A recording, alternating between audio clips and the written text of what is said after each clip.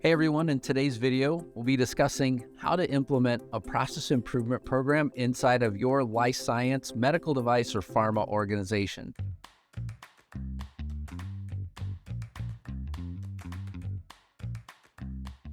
Now, the reality is that this doesn't necessarily require you to implement anything like Lean or Six Sigma to get started. Whenever I look at those methodologies, they are great methodologies that will further empower these efforts in the future for your organization, but they're not something that you necessarily have to implement first or, requires a lot of training and things like that, even to just get started. Instead, what you could do is actually get started on your journey and then implement whichever process improvement methodology better enables solutions inside of your organization. And so with that, let's get started. As you may already know, process improvement is a way to analyze and really look at and measure the improvements inside of your organization. Really consider things that are actually slowing you down or inhibiting, current growth inside of the organization. And when it comes to life science companies, it's not like we could just implement process improvement. We have to also consider the regulatory or quality impacts to implementing these improvements as well. And so those also have to be considered as a part of your overall process improvement journey. So let's dive into the steps that you need to take to be able to start a process improvement journey in your organization.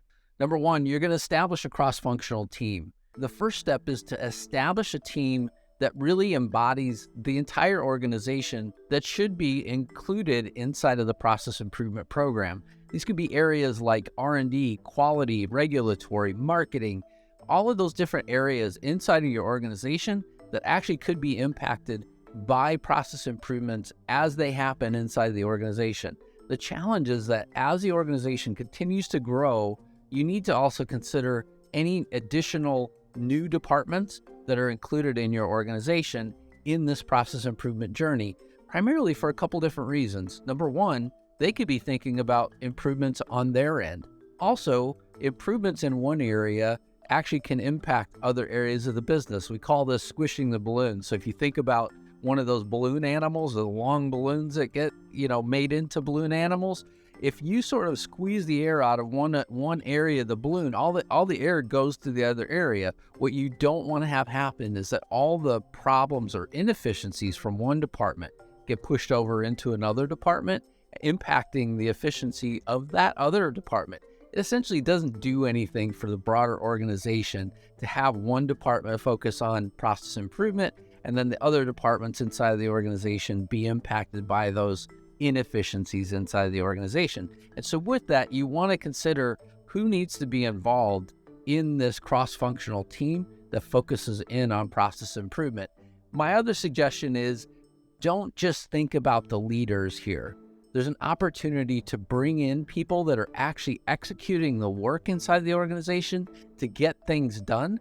And so you want those people actually involved in this because they could tell you in in-depth detail exactly what happens as things flow through. Secondly, we're going to define the scope and objectives of the overall process improvement program. So this is not looking at the details of the things that you're going to go fix, but essentially in the process improvement program, what are the things that you want people to sort of keep in mind from a broader perspective with regards to process improvement in your organization? How far reaching is it? I've actually had people set aside a budget so that there's an ongoing budget for process improvement as you go forward inside the organization so that this thing doesn't actually lose steam. And lastly, we want to make sure that it is aligned to the goals of the organization as well. You don't want to have something that is a process improvement sort of goal or target that then leads people further away from where you want the organization to go as a leadership team. After you develop the overall scope and objectives for process improvement inside of your organization, the next step is that you also want to start to outline the processes that need improvement. And so what we call this is conducting a process assessment. In the process assessment, you're going to focus in on what specifically needs to be improved and at a lot of detail, not just the current state part of the process, but in the future state, how do you want things done to perform? With this, you have a total picture of exactly where you want to move from and how you want to get there overall as an organization. This plan needs to include things like timelines. When are you going to go and focus in on these specific things? Some sort of a rank and priority in terms of the things that you're going to tackle on a routine basis. And then what are the timelines, the resources that are needed, who needs to be involved? All of those sort of things are the things that you need in this part of the process as you look at implementing a process improvement plan. The next step is that you're going to implement the plan. And so now that we have the details, we actually have, from the previous step, we actually have key elements for developing an actual project charter in terms of what are we going to improve, who needs to be involved, and how do we actually get started with process improvement. And so with that, the team needs to collaborate with the different departments that need to be involved. You need to make sure that you keep an understanding of exactly what you're fixing and what are the downstream impacts of those. And then lastly, you want the team to consider at the very end, how can we measure the improvement that is being implemented? One of the key things that I see teams fall down on all the time, which is our last step here, which is monitor and evaluate. So keeping in mind this idea that at the end of the day, you want the improvement to have an actual impact on the organization. The team in the process improvement step, they actually just went through and they've developed something and they've got a measurement on the back end.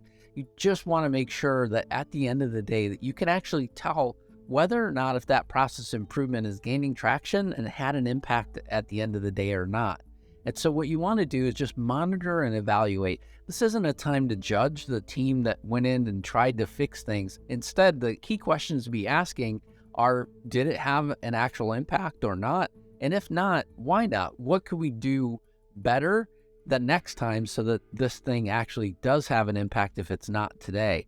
And so monitoring and evaluating is actually a key step in any process improvement program, no matter what methodology that you use at the end of the day. Starting a process improvement program at a life science company can be a challenging task, but with the right approach, it can help improve efficiency, productivity, and the quality of work. As you take a look at implementing your process improvement program, remember the key steps that we just covered. Number one, you're going to identify a team. You're going to charge a team with the idea of coming up with a process improvement program, but also you're going to ask them to think about exactly what the parameters, the start and stop of the program should be and who should be included in the program inside of your organization. As organizations grow, oftentimes you're going to add people as you go. Number two, you're going to ask them to develop an actual plan. So ask them to develop the actual plan of what's going to come when and what are the timelines with regards to that and who needs to be involved. After you develop the action plan, you're going to implement the plan. And during this implementation, the teams are actually getting started with doing real process improvements. The last step is to monitor and evaluate the program's effectiveness. And as you do that, you'll start to see your process improvement plan come to life. Thank you for watching. Hopefully this video has been helpful to you. If it has, please don't forget to like and subscribe. More updates will be coming in the future. Thanks so much.